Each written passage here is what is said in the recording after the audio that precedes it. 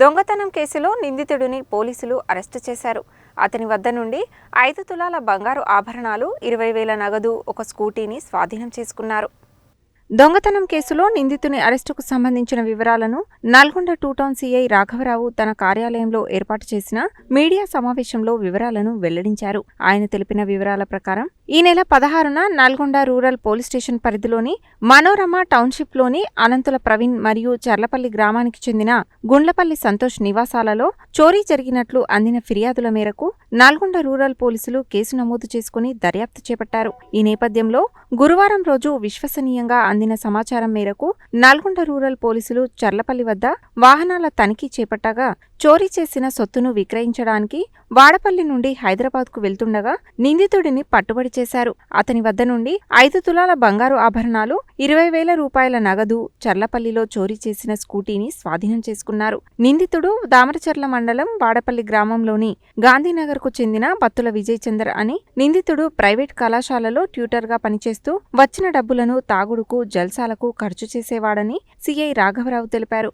దీంతో అతని భార్య 2 పిల్లలను వదిలేసి ఇంటి నుండి వెళ్లిపోయిందని, దీంతో నిందితుడు చోరీలకు పాల్పడుతూ గతంలో ఒకసారి జైలుకు వెళ్లి వచ్చాడని, కొంతకాలం దొంగతనాలు మానివేసి జూనియర్ ఆర్టిస్టుగా పనిచేశాడని, అనంతరం మళ్లీ చోరీలకు పాల్పడుతూ పోలీసులకు చిక్కాడని సీఐ తెలిపారు. మీడియా సమావేశంలో Nalgonda rural SI Saidababu, rural constables Tirumalesh, Janakiramulu, 2 town constables Balakoti, Shankar ఉన్నారు. వీరికి జిల్లా ఎస్పీ శరత్చంద్ర పవార్ అభినందనలు తెలిపారు.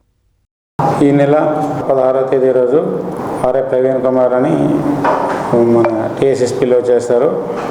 ఆయన మరియు చర్లపల్లి గ్రామానికి చెందిన సంతోష్ వీళ్ళిద్దరూ పోలీస్ స్టేషన్కి వచ్చి దొంగతనం జరిగిందని దరఖాస్తు ఇచ్చినారు.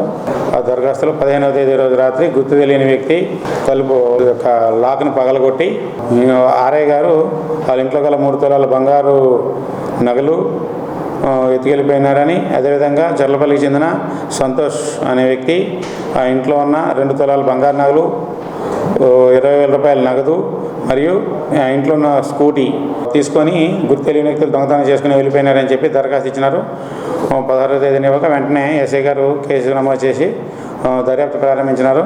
అందులో భాగంగా ఈరోజు ఉదయం నమ్మదగిన సమాచారం మేరకు వెహికల్ చెకింగ్ చేస్తుండగా నేరస్తుడు బత్తుల విజయ్ చందర్, తండ్రి పేరు కృష్ణ, వయసు 35 సంవత్సరాలు ఉంటుంది, వాడపల్లి గ్రామం.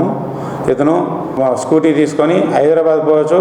పోలీసు వారిని చూసి ఆయన తడపడుతుండగా వెంటనే పోలీసు మా ఎస్ఐ గారు గమనించి అతన్ని వెంటనే పట్టుకొని ఆ స్కూటీని పరిశీలించగా దొంగతనం ఏదైతే జరిగిందో 15వ తేదీ రోజు నైటు చర్లపల్లిలో దొంగతనం జరిగిన స్కూటీగా గమనించి ఆయన్ని చెక్ చేయగా ఆయన స్కూటీలో ఈ ఏదైతే దొంగతనం చేసిన సొత్తు ఉందో బంగారు నగలు, ఆ స్కూటీ, ఆ క్యాష్ కూడా ఆయన దగ్గరే దొరికింది.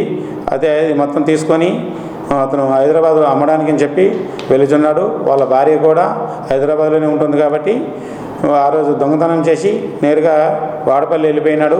అదే స్కూటీతో సహా ఈరోజు హైదరాబాద్ వెళ్ళి అక్కడ అమ్ముకుందామని, స్కూటీని మరియు బంగారు నగలను అమ్ముకుందామని హైదరాబాద్ పోయి హైదరాబాద్ అమ్ముకుందామని వెళ్ళుతుండగా పోలీసు వారు పట్టుకొని మొత్తం ఏదైతే 15వ తేదీ రోజు రాత్రి ఆర్ఐ గారింట్లో మరియు సంతోష్ చర్లపల్లి గారింట్లో దొంగతనం చేయబడిందో మొత్తం సొమ్ముని రికవరీ చేయడం జరిగింది.